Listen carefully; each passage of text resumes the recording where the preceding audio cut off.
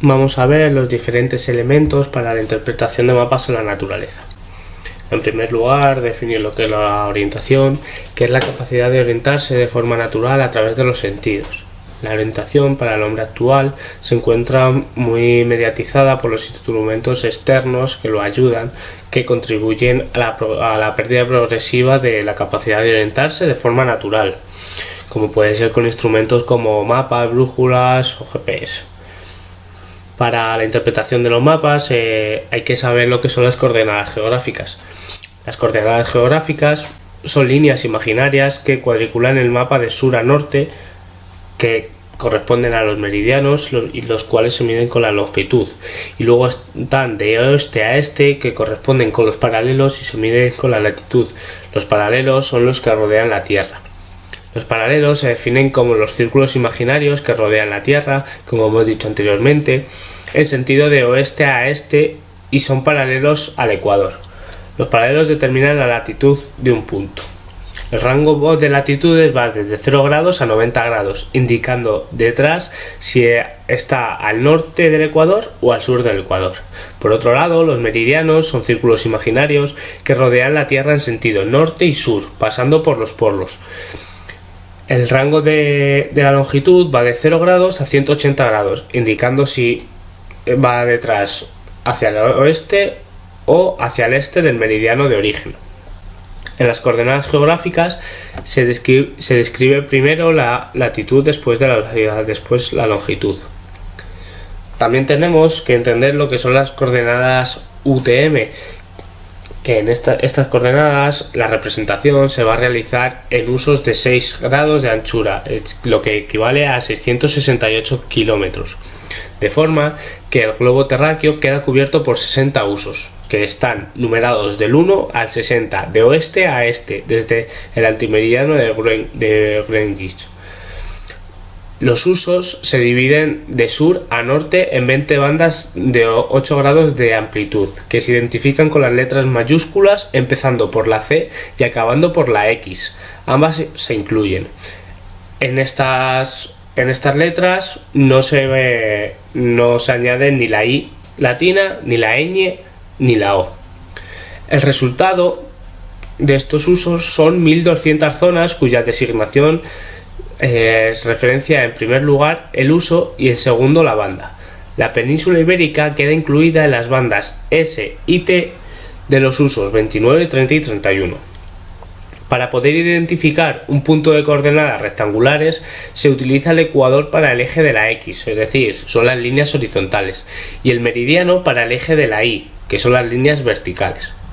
Para nombrar las coordenadas rectangulares o UTM, vemos que la latitud del punto está por encima del paralelo 40 grados, por lo que se trata de la banda T. El uso está entre 6 y 0, por lo tanto se trata del uso 30. Utilizando los números del mapa que se refieren a las coordenadas UTM, podemos ver que en el eje de la X obtenemos la cifra de 428,850 y en la Y 537,010.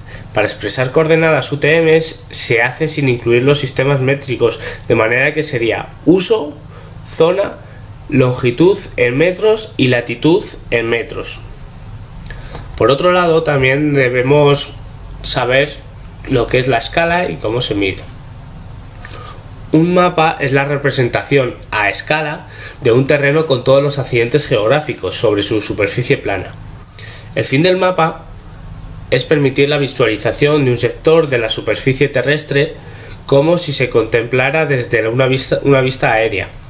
Existen varios tipos de mapa, entre ellos los que más destacan son los mapas de carretera, los geológicos, los topográficos, los climáticos, las cartas náuticas, aeronáuticas y los de orientación deportiva.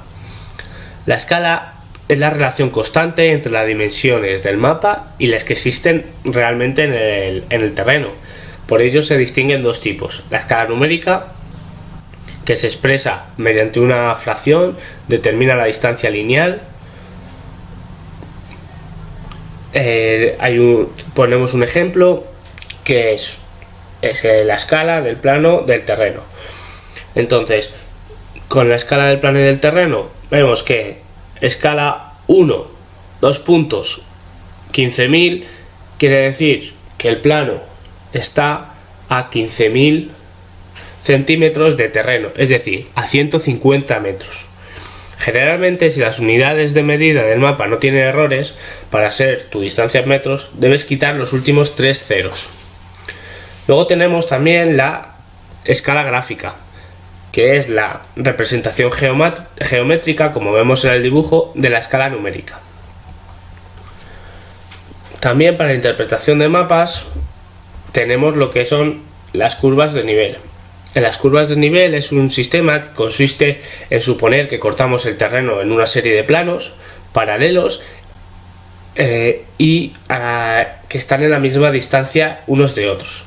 Estos planos imaginarios determinan una línea perimetral en la base del imaginario corte que se denomina la curva de nivel.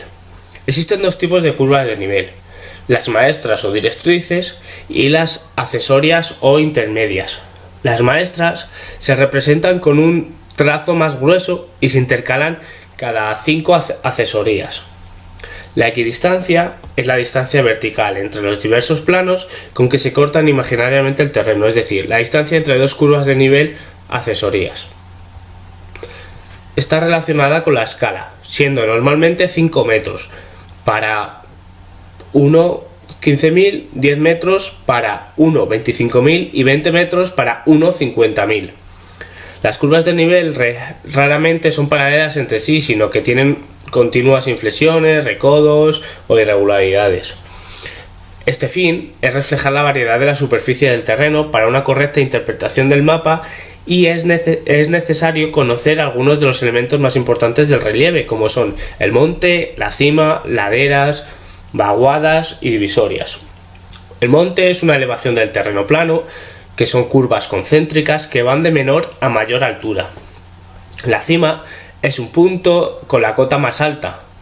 Las laderas es el declive del monte por uno de sus lados. La vaguada, o también llamado impluvio, es la línea imaginaria que señala la parte más profunda de un valle y se reconoce con curvas de nivel que dirigen su convexidad hacia cotas más altas. Y la divisoria, o también llamado dipluvio, es la línea imaginaria que separa las direcciones hacia donde caen las aguas. Esto se reconoce en el mapa cuando la convexidad apunta hacia las cotas más bajas.